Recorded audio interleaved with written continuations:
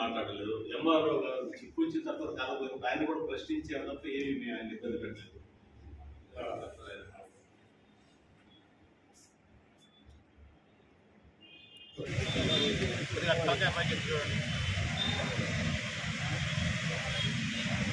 కోర్టులో కేసు అనంతరం అగ్రిగోల్డ్ భూములన్నింటినీ కూడా సిఐడికి అప్పచెప్పడం జరిగింది. ఈ క్రమంలో కొంత పోరాట ఫలితంగా కొంతమందికి డబ్బులు కూడా ఇవ్వడం జరిగింది.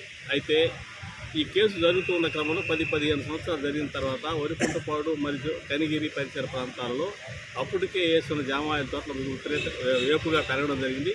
మంచి ఆదాయం వచ్చే పరిస్థితి వచ్చింది. అందులో ప్రత్యేకించి నెల్లూరు జిల్లా ఉదయగిరి నియోజకవర్గం వరికుంటపాడు మండలంలో కనియంపాడు భాస్కరాపురాల్లో ఉన్నటువంటి జామాయిల తోటలు చాలా ఎత్తుగా పెరిగి బలంగా ఉన్నందువల్ల కొంతమంది కన్ను దాని మీద పెట్టి కొట్టుకుపోతున్నారు. విషయం తెలుసుకున్నటువంటి అగ్రిగోల్డ్ బాధితుల ఏజెంట్ల సంఘం తరఫున మేమందరం ఫిబ్రవరి 5వ తారీఖు వెళ్ళి చూడడం జరిగింది. ఈ కనియంపాడులో వందల ఎకరాల్లో లక్షల విలువ చేసేటటువంటి సంపదను దొంగలు ఎత్తుకోవడం జరిగింది. దానికి సంబంధించిన ఫోటోలు వగైరాలు తీసి స్థానిక ఎంఆర్ఓ గారికి కంప్లైంట్ ఇవ్వడం జరిగింది. అనంతరం ఎస్ఐ గారికి దగ్గర పోతే ఎస్ఐ గారు లేరు, అక్కడ కంప్లైంట్ ఇవ్వలేదు. స్పందించి సిఐడి వారిని పంపిస్తే సిఐడి వారు విచారించి ఎస్ఐ గారికి అంటే స్థానిక వరికుంటపాడు ఎస్ఐ గారికి ఎంఆర్ఓ గారికి కంప్లైంట్ ఇచ్చి వెళ్ళడం జరిగింది. అయినప్పటికీ యథేచ్ఛగా కర్రని తస్కరిస్తూ ఎత్తుకుపోతున్నారు. ఈ విషయం తెలిసిన మేము మా రాష్ట్ర సంఘం అంటే అగ్రిగోల్డ్ బాధితుల సంఘం నుంచి మొప్పాళ్ళ నాగేశ్వరరావు గారు, నేను, ఆ సంఘం ప్రధాన కార్యదర్శి తిరుగుతరావు, ఒక 60 మంది అగ్రిగోల్డ్ బాధితులను కలిసి పరిశీలించగా మేము మొదట అంటే 5వ తారీఖు చూసినటువంటి కర్ర ఆ రోజు లేదు.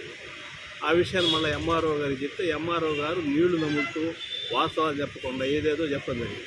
దీని మీద మేము కూడా కరెక్ట్ కాదని చెప్పని మా వైపు నుంచి వాదన వినిపించి వస్తూ ఉండగా అలాగే ఎస్ఐ దగ్గరికి వెళ్ళి ఎస్ఐకి కూడా కంప్లైంట్ ఇచ్చడం జరిగింది.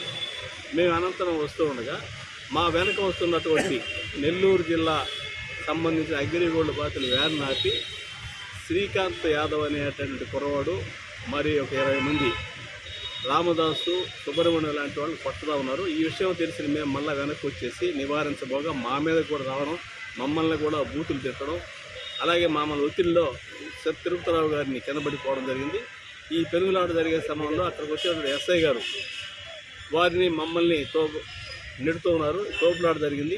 అయినా ఎస్ఐ మాట కూడా వినకుండా మా మీదకి రావడం జరిగింది. ఎస్ఐ గారు ఈ పరిస్థితులు బాగలేవయ్యా, నేను మిమ్మల్ని కాపాడలేననే పరిస్థితి వచ్చి మమ్మల్ని వ్యాన్ ఎక్కించి పంపించడం జరిగింది.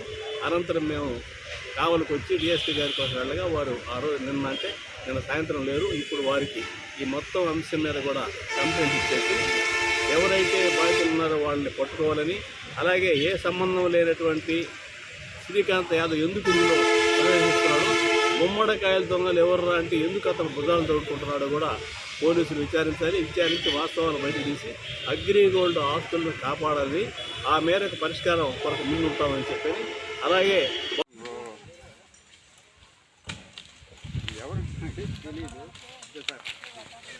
వదిలేసి కొట్టుకున్నారు. కర్ర అయితే కొట్టేది ఇంతకు ముందు కొట్టబట్టి కదా మేము ధైర్యం ఇక్కడికి వచ్చి కొట్టి లేకపోతే ఇంటికి కొడుతుంది.